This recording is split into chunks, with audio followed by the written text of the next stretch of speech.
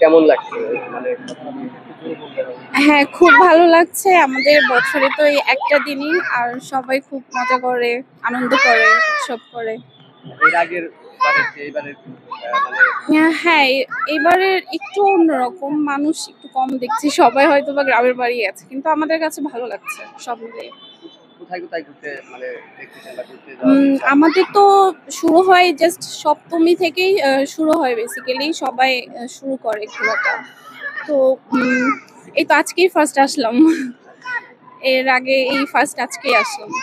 মানে কোনো রকম সমস্যা ফিল করছেন কিনা বা কোনো রকম না, না, কিসের সমস্যা? সবাই খুব ভালোভাবে এনজয় করছে, মজা করছে।